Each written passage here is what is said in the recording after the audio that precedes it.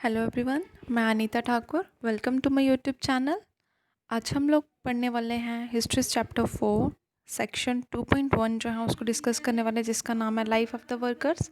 आज हम लोग डिस्कस करेंगे कि वर्कर्स की जो लाइफ थी वो किस तरह से वहाँ पर डिफ़िकल्टीज़ को फेस कर रही थी, वर्कर्स को जॉब जो थी वो किस बेसिस पर मिलती थी और उनको जॉब के लिए कितनी स्ट्रगल करनी पड़ती थी। क्लियर है?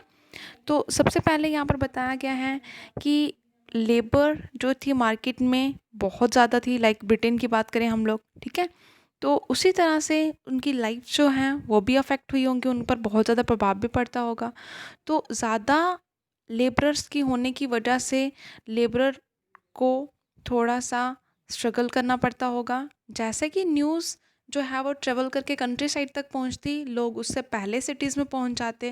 एक्चुअली ये जो पॉसिबिलिटी होती थी, जो भी लोग वहाँ पर ऑलरेडी सिटीज़ में होते थे वो उनको क्या करते थे, पहले ये न्यूज़ प्रोवाइड कर देते थे कि यहाँ पर ये वैकेंसी जो है वो मतलब खाली होने वाली है, तो आप लोग पहले से ही मतलब रेडी रहिए।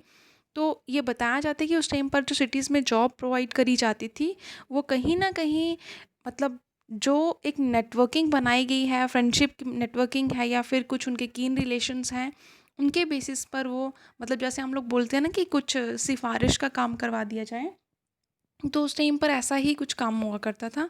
तो जैसा कि उनके जो रिलेटिव्स और जो फ्रेंड किसी फैक्ट्री में काम कर रहे होते थे, तो ऑब्वियसली उनको जॉब जो थी वो तेज़ी से मिल जाती, जल्दी से मिल जाती, वो उनकी सिफारिश कर देते।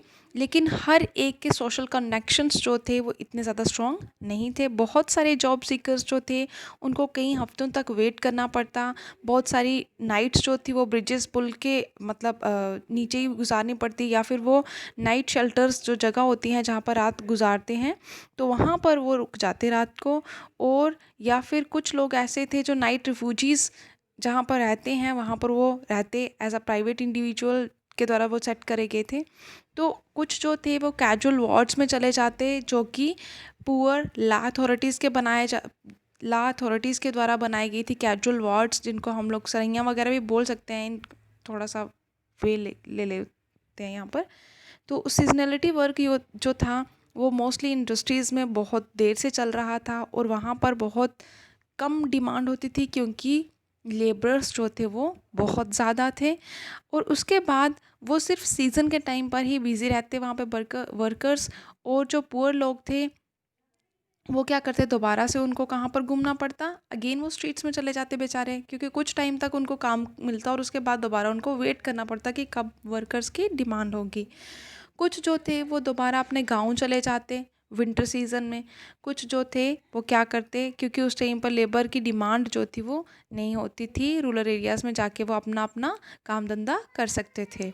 लेकिन कुछ लोग जो थे वो कुछ और जॉब्स करते थे। मतलब और जॉब्स का मतलब क्या हो गया, कुछ अपने टैलेंट के अलावा कुछ और जॉब्स वगैरह करते थे, काम धंधा करते थे, जिससे कि वो अपनी लाइवलीहुड को अर्न कर सके। मिड 19th सेंचुरी तक ये सब चलता रहा, क्योंकि वहाँ पर जॉब सीकर्स के लिए बहुत ज़्यादा डिफ़िकल्टीज उनको फेस करनी पड़ी। वेजेस जो थी वो 19th सेंचुरी में कुछ हद तक इंक्रीज़ हुई, मतलब पहले से, लेकिन इतनी ज़्यादा भी वो मतलब अच्छी नहीं थी।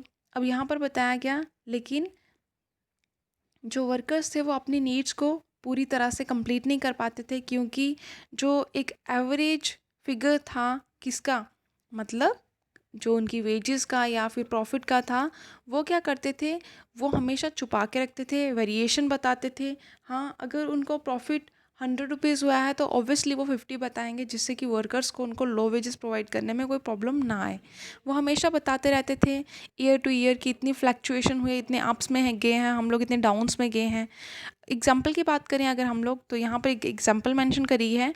जब प्राइसेस रेज हुए थे, कब, जब नेपोलियनिक वॉर्स चलती रही बहुत लंबे समय तक, जो रियल वैल्यू थी, जितना ही प्रॉफिट अर्न किया गया था, वो वर्कर्स को नहीं बताया गया। उनको बताया गया कि जो मतलब वैल्यू है, रियल वैल्यू, वो बहुत ज़्यादा फेल हो चुकी है, वो बहुत ज़्यादा कम हो चुकी है। और जो उनको सेम वेजेस प्रोवाइड करी जाती थी, मतलब जो उनको रेगुलर वेजेस प्रोवाइड करी जाती थी, अब वो इतनी ज़्यादा हम लोग बोल सकते हैं कि इतनी मतलब उनके लिए इतनी इनफ नहीं थी, जिससे कि वो अपने सारे कंफर्ट्स को ईज़िली बाय कर सकें, वो सिर्फ कुछ ही चीज़ें खरीद सकते थे अपनी वेज से। और इसके बेसिस पर हम लोग ये बोल सकते हैं कि इनकम जो थी वर्कर्स की, वो कहीं ना कहीं डिपेंड नहीं करती थी सिर्फ वेज रेट के ऊपर ही। कहने का ही मतलब है कि जितना प्रॉफिट वो अर्न कर रहे हैं उसके अकॉर्डिंगली एटलीस्ट उनको पे होना चाहिए था। तो ये तो मतलब स्टार्टिंग से ही हम लोग ये बोल सकते हैं कि ये अभी ही एक्सप्लोटेशन नहीं होती है, ये एक्सप्लोटेशन जो है वो फॉरएवर चलती ही रही है, अभी भी चल रही है। हम लोग ये बोलते हैं ना आज के टाइम पर कि इक्वालिटी बिफोर लॉ है, than equal protection of law है, तो यहाँ पर इक्वालिटी कभी प्रिवेल हो ही नहीं सकती है। इट्स अ इमेजिनेशन जो हमारे आर्टिकल 14 to 18 में डिस्कस करा गया है। ठीक है, तो उसके बाद हम लोगों ने देखा ये क्रिटिकल टाइम पीरियड था जब एम्प्लॉयमेंट को बहुत ज़्यादा डिफ़िकल्टीज फेस करनी पड़ती थी। उनके नंबर ऑफ़ डेज़ जो थे, मतलब वर्किंग डेज़ जो थे, वो डिटरमाइन करते थे कि उनको डेली कितनी इनकम जो है एक वर्कर को प्रोवाइड होगी। और उसके बाद जो बेस्ट टाइम्स थे उसमें ये देखा गया कि मिड 19th सेंचुरी में सिर्फ 10% अर्बन पॉपुलेशन जो थी वो पुअर थी, बाकी सभी लोग जो थे वो रिच मतलब सेक्शन में आते थे। और अगर हम लोग बात करें इकोनॉमिक स्लम्स की, जब इकोनॉमिकली बहुत ज़्यादा क्राइसिस चल रहे थे, पैसे की बहुत ज़्यादा प्रॉब्लम चल रही थी लाइक 1830s में, तो प्रोपोर्शन ऑफ अनएम्प्लॉयमेंट जो था वो क्या हो गया, वो बहुत ज़्यादा जो है हम लोग बोल सकते हैं मतलब बड़ा था। कब बड़ा था? 35% से 75% जो था वो डिफरेंट डिफरेंट रीजन में अनएम्प्लॉयमेंट जो थी वो देखने को मिली थी। उसके बाद हम लोगों को ये एक और इंस्टांस यहाँ पे देखने को मिला जो एक आप लोगों का इम्पोर्टेंट क्वेश्चन है इस चैप्टर का, दैट वाज स्पिनिंग जर्नी, जो आप हमेशा एग्ज़ाम में पूछा जाता है। तो एक फियर जो था वो स्टार्ट हो गया, मतलब एक डर जो था अनएम्प्लॉयमेंट का, बेरोजगारी का जो डर था वर्कर्स में, वो बहुत तेज़ी से स्टार्ट हो गया। क्यों स्टार्ट हो गया? क्योंकि टेक्नोलॉजी इन्वॉल्व हो रही थी, टेक्नोलॉजी को हर एक फैक्ट्री में, इंडस्ट्री में मतलब लगाया जा रहा था। तो उस टाइम पर स्पिनिंग जेनी इंट्रोड्यूस हुई। कब से स्पिनिंग जेनी कब इंट्रोड्यूस हुई? स्पिनिंग जेनी जो थी वो इंट्रोड्यूस हुई वुलन इंडस्ट्री में। और उस टाइम पर वहाँ पर बहुत सारी वुमेन जो थी वो हैंड स्पिनिंग करती थी। ठीक है, तो उन्होंने क्या किया, उन्होंने स्ट्राइक्स कर दिया, बंद करा, प्रोटेस्ट करा कि यहाँ पर न्यू मशीनरी जो है, न्यू मशीन्स जो हैं वो यहाँ पर नहीं लाई जाएंगी, क्योंकि अगर न्यू मशीनरीज लाई जाएंगी तो हमारा जो काम धंधा है वो सब खत्म हो जाएगा। अब इंट्रोडक्शन ऑफ जेनी जो थी, मतलब एक मशीनरी जो थी, उसके ऊपर क्या किया गया, बहुत लंबे समय तक वाद विवाद चलता रहा। किसने अटैक किया? वुमेन ने अटैक किया। स्पिनिंग जेनी क्या थी? एक मशीनरी थी, एक डिवाइस थी, जिसको हम लोग आगे फर्दर डिस्कस कर लेंगे थोड़ा सा। तो 1840s के बाद देखा गया जितनी बिल्डिंग्स थी उनको इंटेंसिफाइड करा गया जो कि सिटीज़ में थी, और मतलब उनको थोड़ा सा मॉडिफाई करा गया जितनी भी। और इससे क्या हुआ, बहुत ज़्यादा एम्प्लॉयमेंट की अपॉर्चुनिटीज़ जो थी वो लोगों को मिलना शुरू हो गई। रोड्स जो थी अब वो बढ़ाई जा रही थी, मतलब उनको थोड़ा इम्प्रूव करा जा रहा था। न्यू रेलवे स्टेशन जो थे वो बनाए जा रहे थे। रेलवे लाइंस को थोड़ा एक्सटेंड करा जा रहा था, मतलब थोड़ा उनकी मतलब लेंथ जो थी वो इंक्रीज़ करी जा रही थी। टनल्स जो थे वो खोदे जा रहे थे।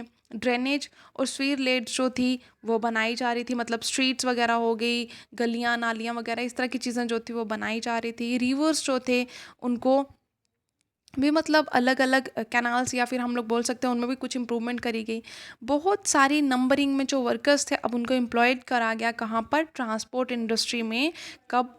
1840s में उनकी नंबरिंग जो थी एम्प्लॉयज़ की वो डबल हो गई, और अगेन सब्सिक्वेंट 30 ईयर्स में उनकी मतलब नंबरिंग जो थी वो इंक्रीज़ हो गई।